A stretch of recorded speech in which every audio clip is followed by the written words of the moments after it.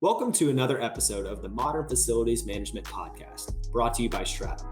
I'm your host, Griffin Hamilton. This is the show where I interview industry experts who share their stories, strategies, and insights into modern-day facilities management. From hospitality to commercial real estate and everything in between, we'll learn what it really takes to succeed as a facilities manager.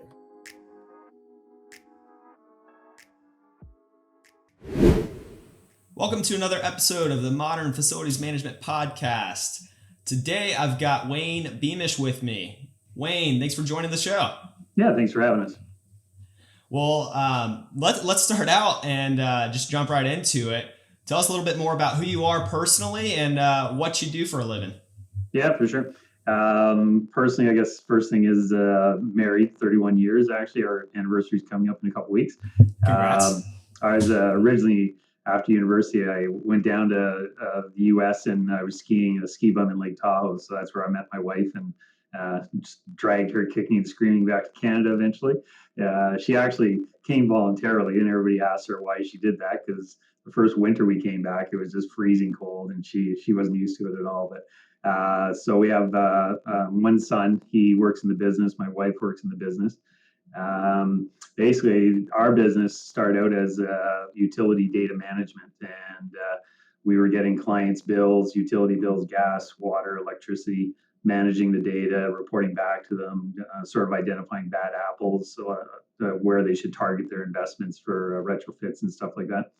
A couple of the original clients liked what we were doing on that side and the process we were following, so they came to us with other avenues as far as increasing our business, and one of them was the FM side as well, the facility maintenance. So that's what got us into the facility side with two major clients. They were both national clients at the time, so that really helped on our growth and our expansion of our company. And how long ago did you guys expand and getting into FM? We would have started the FM in 2008. So it's been about 12, 13 years now. Got it. And has that grown to be one of the larger portions of your business? Yeah, I think when we talk to a lot of clients, new clients anyways, we're sort of presenting, our whole package and saying, if you're going to do energy, it is related to FM in different avenues as well. Sort of roll in the whole package. But there are some that just say, they're doing the energy a certain way in-house, or they're doing the FM a certain way, so they want to stay status quo for a while. So some of the initial clients, when we bring them on board, they're choosing one service or the other. But then the eventual goal with our system is to sort of roll them into the complete package, because I think it's easier. There's a lot of trust factor, I guess, when you get one vendor doing more options for you, more operational processes. But I think once they realize there's a trust factor on one side of the business, they have no real hesitancy about going to more services within your company. And what's the balance whenever you go in and for your client base, you're juggling and you're managing multiple aspects of their operations? Are you 100% taking on those responsibilities, that portion of their business, or is it a split model where they have some in-house and you guys are taking care of majority of it? Typically, how does that look for you guys?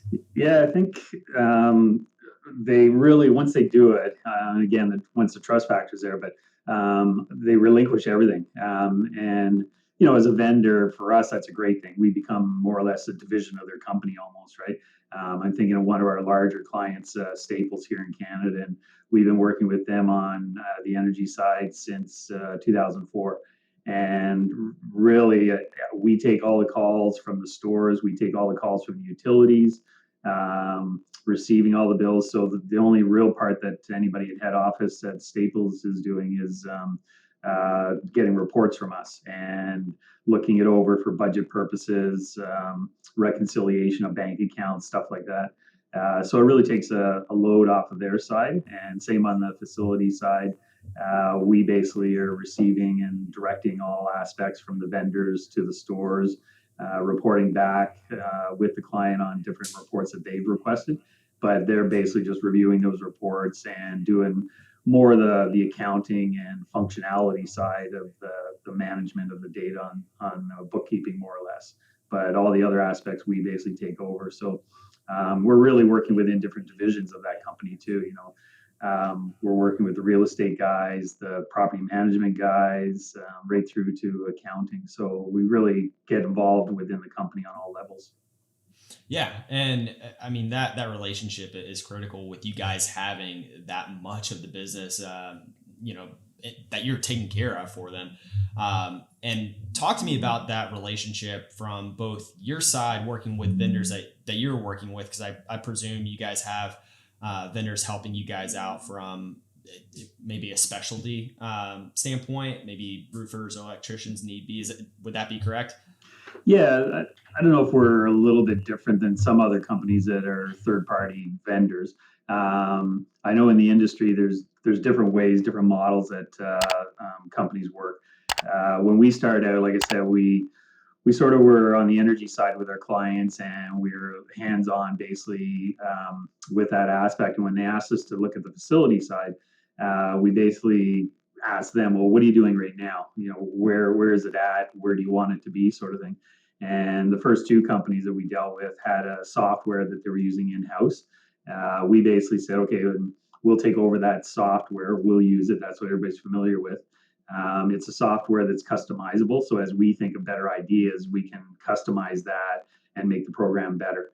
And I think with those first two clients too, we basically took their vendor list that was already in the software, and we said, look, we'll continue using your vendors. We'll go forward.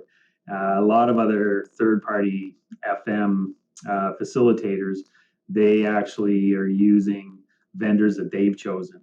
And that's one of the hesitancies I'd say to some clients is that's where the trust factor comes in, because you don't know why they're choosing those vendors. We've had instances where we've run into different companies where the facility maintenance provider is actually using a general contractor that they're part owners of. So where's that money flow sort of going and coming from? So what we say to our clients is, look, you give us your vendor list, we'll continue using them. If you tell us, through the system, you're not happy with a plumber in a certain area because of complaints from stores, we now do have other vendors that we can recommend. So we'll go back to the client and give them a choice of two or three, give them our recommendations, but in the end, it's still their choice as to the vendors they utilize. So the onus to the vendors is still with the client. We're sort of the police officer in the whole system, but the vendors sign a contract directly with the clients, and they have to look out for the client just like we do. Yeah, and you're not essentially creating a layer between the vendor and the end client. You are, it sounds like, encouraging that relationship to be formed for accountability purposes, as well as making sure that they've got skin in the game, right? Where they have that relationship and they want to make sure the quality is there. Yeah, exactly. They're not the vendor in the other instance where if we were sort of on the vendor side more than the client side, at that point, sometimes you're protecting the vendor. You're not reporting different issues that a certain technician had at a store because it doesn't look good, sort of thing, right? So we like to say we've always been independent on everything we do, and we're there for the client's interest and nothing else really. Yeah, and you mentioned that a big piece of what you guys are doing from their perspective, they're just receiving, the reporting and the end result. And with any type of reporting, the more data that you gather, the stronger the reports are going to be, where you could make these different tweaks into the overall strategy. How do you work alongside your customers with the strategic plan there, taking those reports, taking that data, and tweaking that to make improvements there? I think there's a couple different areas on it for sure.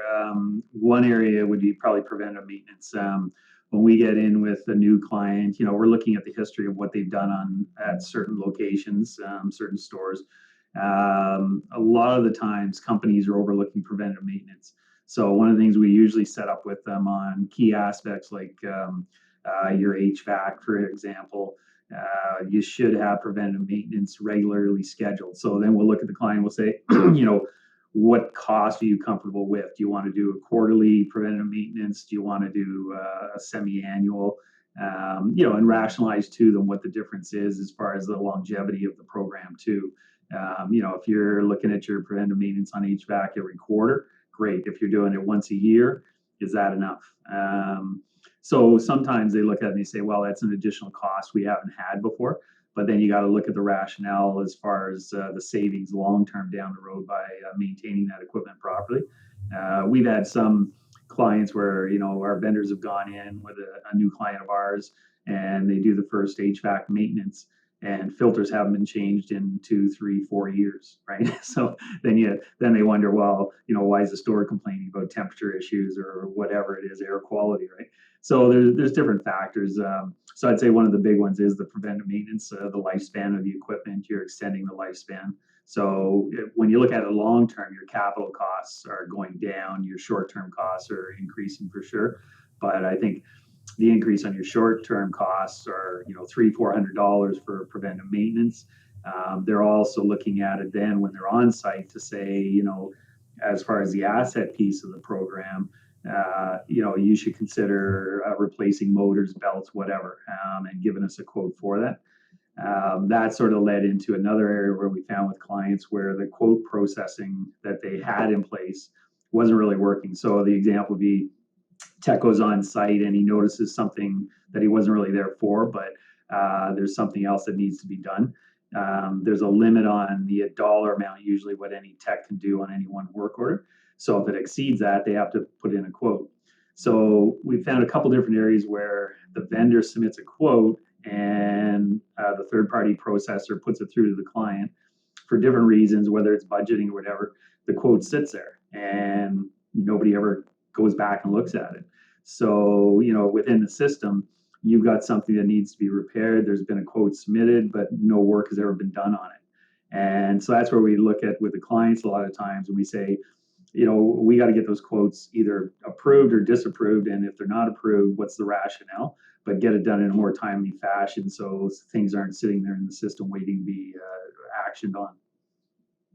Why are they waiting? Is that just there's no notification there? Is there no Well, one's and that's the prompted to do thing. Within anything? our system, we send them a report basically weekly saying outstanding work orders in the system and what status they're at. So, on their side, we know they're getting the information. What we found with a lot of clients is, unbeknownst to us, because, you don't get all the details back from a VP of FM, right? He's reporting to somebody higher than him. That's not always getting passed down the line as well, right? So somebody higher than a VP may have said, look, you got to cut your budget by 20% for the next 6 months. Well, how does he do that? A lot of them just say, okay, I'm not approving any quotes right now. But it's never told to anybody lower down the chain. It's just basically he doesn't approve any quotes for 6 months. Well, okay, great, but it would have been nice if somebody had to pass that information along, right? So, there's that. There's they know as well. One good example is their lease might be expiring in a year, 2 years, whatever it is, right? We don't have all that information necessarily on the real estate side. So a VP would know we're moving out of there in 18 months, for example. Why are we going to spend $4,000 on a control board or a motor for an HVAC unit? So they don't do anything with the quote. They just sort of slough it off, but not knowing it sits in our system waiting for action, sort of thing. So there's So a few different reasons on that. that's interesting, and I guess that's a good point. If you are moving into a new building, to check in on what PMs have been performed over the years, if you're Well, taking over someone's lease. well, and a funny one, we had a Canadian client, I won't mention the name, but Canadian client, they had expanded into the US just slightly, and they had a location in Hawaii. So they were there for about 6 years, I guess, and then decided, yeah, it's not working. We're pulling back. So they turned the location back over to the landlord. Well, we had already been dealing with the landlord on different issues through the FM system, so he was familiar with calling us. So prior, they had moved out. The lease still had about a month left on it, and prior to the lease expiring, the client hadn't got any documents back from the landlord. So we followed up with the landlord, said, they need a release from their lease. It's coming up in the next 30 days, whatever it was. And he said, I'm not letting them out of their lease until they fix the HVAC units. So then we get into a discussion, and they hadn't done any maintenance on the HVAC units in the 6 years they were there, and they're in Hawaii. So he said, these things are encrusted with salt and everything else. He says, if I let them out of their lease now, I'm going to be stuck with a $40,000 HVAC bill to replace these units. So they negotiated. They negotiated an agreement, and they had to pay out some money, and he replaced most of the units that were in the building. But and that's the thing too. I mean, you can't just side with the client sometimes too.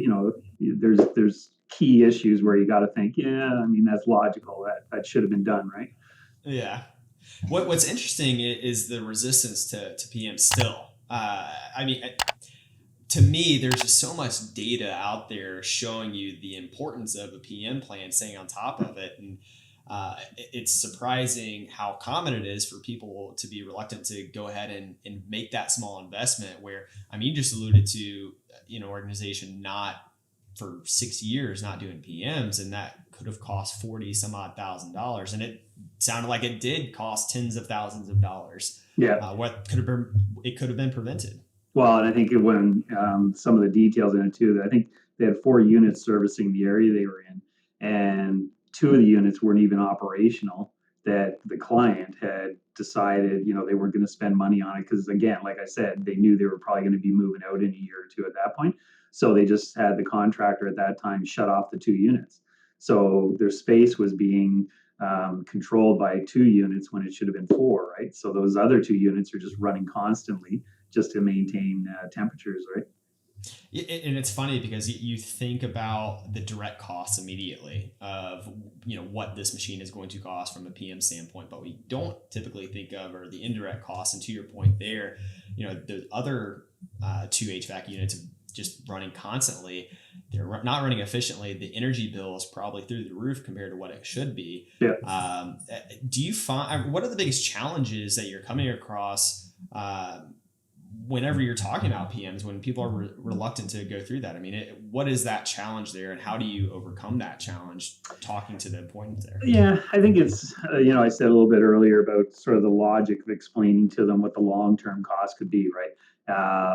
So sort of giving them that balance of saying, look, short-term costs are this for a quarterly PM. So annually, you're going to spend $1,600, for example. Long-term costs, if you're not doing these PMs, the only time a tech's going to go out is when the store has an issue that they're calling you about. So, some stores, again, you're relying on human nature at that point, right? So one manager of a store may say, well, oops, sorry. One manager may say that, it's a man, for example. I'm not trying to stereotype or anything, but he'll just throw on a sweater or something, right, and tell the staff to do the same thing. And so for 2-3 years, you never get a call about HVAC. And then when the guy finally goes because somebody is complaining or the customers start complaining, that's when they realize for 3 years nothing's been touched. Well, now what's your cost? It's going to be in the thousands of dollars basically at that point, right? So, when you put it in logical terms and you put the human, you give examples of what we found in the past with other clients, other staff within the stores. I think I wouldn't say it's easy to convince them that it's worthwhile. But I think if and again, at the client, it depends who you're talking to. If you're talking to somebody that's on the accounting side that is a numbers guy, he's going to sort of realize that fairly quickly that it is better to invest short term to save a long term cost. If you're talking to somebody else in another department, you got to use a little bit different strategy with them as well, right? So I think knowing that and being in the business for a while, you sort of you feel out who you're talking to and what point of view they're going to listen to that's going to be the best for everybody. Yeah, and with the PMs, I imagine there's warranty issues that can be brought up there as well if you're not following PMs on specific assets. Yeah, for true? Sure. Yeah, we found there's actually a couple points on that. Is you brought up a great point there. Is if there is a warranty, any issues that you should be tracking the warranty period as well in your system, because why pay for a tech to roll on a unit that's under warranty? A lot of times too, with some of our clients, after the equipment's installed, the vendor that they normally use on a daily basis might be a different vendor. So, for example, on lighting or HVAC, they may get a relamping done in their store. Well, for that's a major project, so they probably tendered out and chose a vendor to do their relamping project, but their day-to-day service is done by another vendor. So when a call comes in from the store and they identify it as a lighting issue, if you're not tracking that in your software, you're going to roll the guy that does the normal daily stuff. Well, he doesn't care that there's a warranty on the equipment or doesn't even know about it. So he's going to go in, do a repair, charge you for it, and now that he's touched the equipment, that's negated your warranty. So you're sort of out of luck with the original vendor that did the relamping because they're not going to honor the warranty anymore, right? So I think that's one big issue: identifying warranty issues, making sure that if the client shouldn't be paying for something, then they're not, and you're rolling the right vendor out at the appropriate time. Yeah, and it's funny you mentioned that because that almost exact scenario was played out and informed. I was informed of that with a local restaurant group here where they had a new refrigeration system and they had no idea. I mean, it's a Friday night pre-COVID with the line out the door, and GM just called somebody to have the issue resolved, not knowing it was under warranty, not knowing what vendor would be approved, and to your point, they just spent thousands of dollars on having someone fix it where it should have been free. And then the kicker, they now no longer have a warranty. So Yeah, adding insult to injury there. yeah, exactly. So from an inventory standpoint, are you guys helping your clients with inventory management? As far as equipment, or Just in general, as far as various inventory items around the facilities, right? Not necessarily the asset management, but more or less like storage facility or storage closet, having your light bulbs, your toilet paper, paper towels, whatever it may be. Those add up over time, and having to track that, there's a significant amount of capital wrapped up there. Are you guys helping out yeah, there? none of our current clients really asked us about that. It's an interesting point, actually. I've never really thought too much about that, but that could be easily tracked in any FM system as well. They have the capability in most softwares to track inventory. My assumption is most of our clients are doing that through another department, but they could roll that into the FM software that they're currently using probably as well. So if you roll that out, I get royalties on that, right? Yeah, exactly. So, looking ahead at your just y'all's organization in general and kind of the direction of facilities management, what do you see changing in short term, and what should FMs be preparing for here over the next 3 to 5 years? Um, I'd say probably the biggest, and some of it's being done now, but the biggest thing I see in the future is probably asset management through tagging equipment. And you can choose the level of equipment that you want to start with. You don't have to do everything all at once, right? And it's surprising. We've looked into asset tagging for a couple of our clients, and the initial process isn't that costly. The technology is very simplified right now, where it's basically a barcode on a piece of equipment. The techs going on site, for example, an HVAC tech would have a bar wand or even his phone now, scan the barcode. So it identifies exactly what piece of equipment he's working on, the history of the equipment, everything else, right? So then on our end, we can track all that as well to say how many times that piece of equipment's been serviced, what the total cost is, what the capital investment has been to date, and whether it's worthwhile investing more money or replacing it. You can identify certain pieces of equipment, continuous issues with them. Whether it's a manufacturer issue with a certain manufacturing type. The belt's been replaced every 3 months when it should be every year on a certain piece of equipment or whatever it might be. So I think that's the big thing is, the number of times it's been repaired, the cost that you've spent on it, the age of the equipment, everything else, right? And rolling into that, your warranty piece as well, because all of that can be flagged when we get a request from a store or a location here. As soon as you put in the location and the type of repair that's required, you can track it right down to the level of which piece of equipment. Because we find a lot of times, a big box store, for example, might have 6, 8 rooftop units. Sometimes they're numbered physically on the unit itself. So when the tech's up on the roof and he's calling in, he might be saying, RTU1. Well, who originally labeled it? How were they physically standing? Like we always say, if you're looking at the front of the store, what's left, right, what's back, front, what's center? Well, that doesn't mean the guy that originally labeled everything was using the same logic, sort of thing, right? So it's good to know what equipment they're actually working on and identify going forward that same equipment 9 months later that you're talking about the same piece of equipment.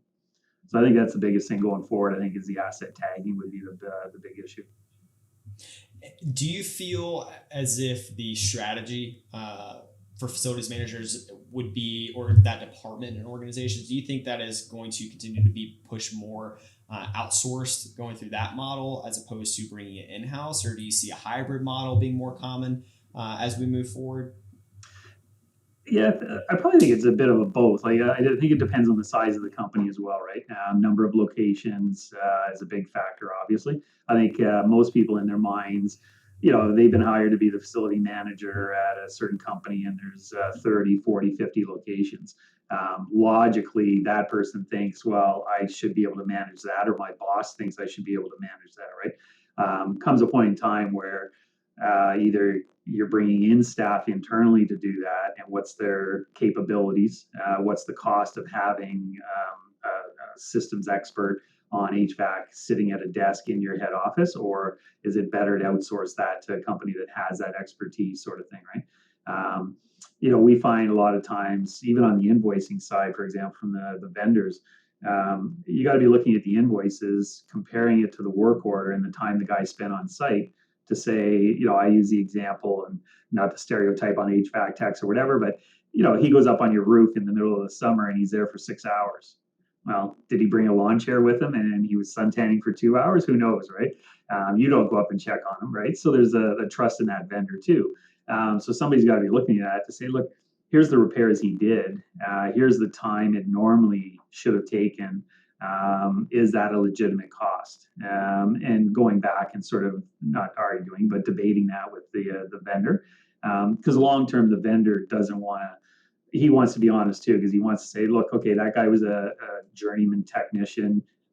He had an apprentice with him, and he was letting the apprentice do a lot of the work. So yeah, it took a little bit longer, but that's all part of the training process for our client too, to make sure they always have experienced technicians. So, I mean, once you drill into it and you find out the answer, it's a logical answer. But if it was a journeyman and he was on his own and he was there for 6 hours doing a 3 hour job, well, there's something wrong there, right? Yeah. So I think a lot of that, and I don't think, honestly, clients are probably drilling into that level of analytics on some of this stuff. Making sure what they pay is legitimate. It's money out their door, right? Yeah, and that goes back to the vendor relationship, right? Of having that type of trust in the people that are working on your facilities. With, I mean, that being such a huge investment in any business. You mentioned that number of locations. You cited that being an important factor on outsourcing or not. Is there a threshold or a rule of thumb that you follow for a number of locations? Well, I would say personally, anything over 50 locations, I think you should be looking at outsourcing. I think that's at the level where you don't have enough expertise in house, or if you bring it in house, like I said, it's going to cost more than it's probably worth having somebody sitting at a desk, right? Um, and even within a company, we found a lot of times too, people aren't looking to just stay in that one position for the rest of their lives either, right? So they're looking to move up the ladder. So Jane in facilities at a client sitting at a desk might do that job for 2 years, but then she's moving on. Well, now you're dealing with somebody else, and what's their expertise? So within the company, if you're trying to do that internally, you're constantly retraining staff, everything else. If it becomes, like I said at the beginning, where they're just reviewing reports, well, that's more of a clerical issue that probably anybody, if they're told, here's the 5 things you're looking for in this report, Jane can do it, or Julie or Sam can do it. Whoever is going to be in there, that position over the years has the capability to look at that and analyze that report. But to constantly retrain these people on the FM side, I think that's where you got to look at saying, now it's time to sort of outsource it to a company that knows what they're doing. We're the same. We have to retrain people all the time, but that's our business. That's all we're doing, right? Yeah, and that brings up a good point of change management. And in the very, very near future, we're going to have a real problem where I've seen out there that anywhere from 40 to 60% of facilities managers are going to be retiring or at retirement age at the very least, within the next 5 to 7 years. And so there's going to be pretty significant turnover over the next decade that not many people are necessarily thinking about. And I guess to your point, having a company that is responsible for that, where it is, the brand, the company, not necessarily a single individual, allows for that transition to be a little bit more smooth. Yeah, exactly. Yep. Got it. Well, wrapping up here, a couple of quick hitters for getting out of the business and FM mindset here. And I know I didn't prep you for this, so apologies there. But who or what, and I love asking this question, who or what has had the biggest impact on you professionally, starting out there? Whoa. That's a good question, actually. I would say our biggest client, probably Staples. The person we deal with there has been with that company in I wouldn't say the same position, but she started out as facility manager. So that's who we initially started dealing with. She's moved up. She's a VP of the facilities now, but we've constantly still dealt with her for the last, 14 years, 15 years now. So, I think her knowledge base on everything has grown, but what she's learned within her job description has helped us grow our company as well. They are one of the companies that came to us for an additional service, and we were able to facilitate. So I think growth-wise for our company, she's helped a lot, and knowledge base as far as what's needed within the FM sector on a client of that level. They have probably over, I think they're close to about 400 locations in Canada now. So it really gave us the opportunity to say, look, we can do it for a company with 400 locations. We're pretty well in there. We know what we're doing. They're happy with the service, and we've learned from them as well. So I think that's probably been the biggest factor growth-wise for the business. What about personally? What had the biggest impact on you personally? You better say your wife. I think that's one of the key things, right? Teed it up for you. Yeah, like I said, we've been married 31 years, so I better throw her in there, right? A buddy of mine actually in Ottawa here is in commercial real estate, and just through lunches and discussions and everything with him, you talk personal issues as well, but you get into business talk also, right? So I think because he's on the other side as an owner, real estate property management, he's not a client, but he knows the whole aspect of real estate, that side of the business. So I think that's really helped on, me as an entrepreneur learning how to grow our business as well, but personally having a friend that has that knowledge that, you can trust, sort of thing, right? You can rely on what they're saying, that they're not just saying it because they're trying to sell you something. Right. There's no business relationship there that we have other than we're buddies having a lunch and talking about his business and my business, sort of thing. Got it. What are you reading right now? Sorry? What are you reading right now? Oh, geez. I'd love to read more books, but I don't have time. I started a Bobby Orr book, probably about 3 years ago on vacation. I still haven't finished it. Normally what I'm reading is we hired a marketing manager last year, so he's always shooting me stuff about doing, information and ideas on doing blogs, different business opportunities, everything else out there. So it's really, a 4-pager on something that somebody's posted on the internet that I'm going to comment on or do a blog on, sort of thing. So it's a lot of short little things that more not personal interest, but more business interest. My background's carpentry, so I have a bunch of carpentry magazines that keep coming to the house, and I hope to get to them one day. So, so Bobby Orr. So I don't want to stereotype with you being in Canada, but I imagine with you reading Bobby Orr's book, big hockey fan? Oh yeah, for sure. Yeah. So I'm a Lightning fan. So how does it feel for a team from Florida to be Stanley Cup champs right now? Yeah, that's great. I think we always in Canada say, but 70% of the team is Canadian guys, anyways, right? But that's changing. There's a lot of Europeans and a lot of Americans. I mean, the whole sport's changing. And I actually played curling as well, so I don't know if you know much about curling, another Canadian game, but Every 4 years I do, but yeah, exactly. Yeah, and the U.S. like this year, the U.S. has done really well. So and even the European countries are getting a lot better. So I think both games become more competitive as more people are getting a higher skill level at it too, right? Yeah. And the debate in Canada always is, or anywhere, who's the best hockey player ever, right? So is it Wayne Gretzky, Bobby Orr, Mario Lemieux, whatever, right? And everybody has their opinion on it, but Gretzky's probably the best for sure. I mean, I grew up with him, so I saw the whole evolution of his career and all that. And I was out in Alberta at the time too, right? So it was fun. You sort of see, you hear. I mean, when I was little, I watched Bobby Orr too, but he didn't have a long career, and I think that was one of the things is with his knee injuries and everything else. If he had a lengthier career like some of the players nowadays, I think he probably would have been the best. But you got to say Wayne Gretzky's the best. When you say you grew up with them, as in like childhood? Oh no, just that age group. Sorry. Oh, okay. I was going to say actually, that. You're going to casually drop that in. Yeah, well, and actually, we lived in Guelph, and he was in Brampton, so it wasn't that far. But no, I never knew him personally. I did meet him a couple times when I was out west. I was working in Banff and Canmore, and at that time when they had the Team Canada games against Russia and all that, Glenn Sather, who was Edmonton's coach and GM at the time, he was the coach and GM of Team Canada. So he always brought the team to Banff to train before they went over to Europe for Team Canada games, or they were playing here.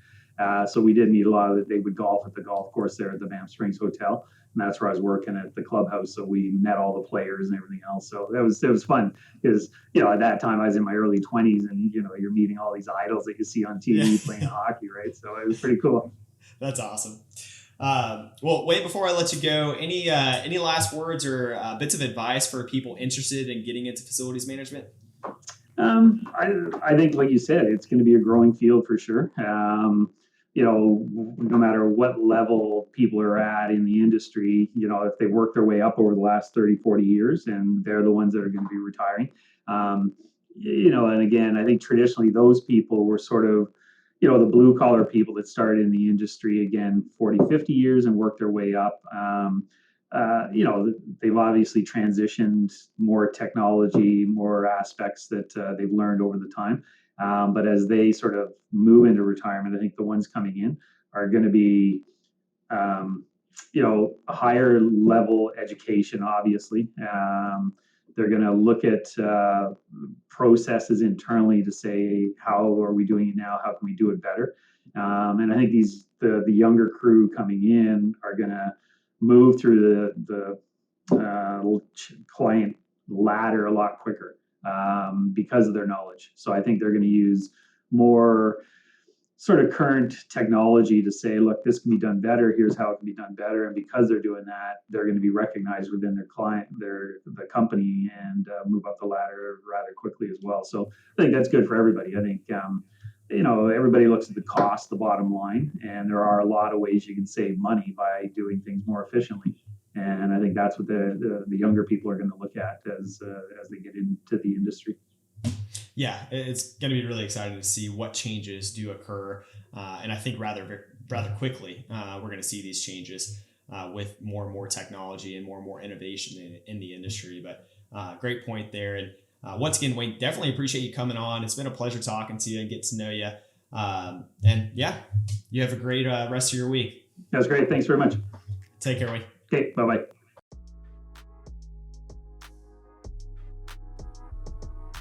Thanks for listening to another episode of the Modern Facilities Management Podcast. Make sure to subscribe for future episodes and visit our website, stratumcommunity.com, for more facilities management content.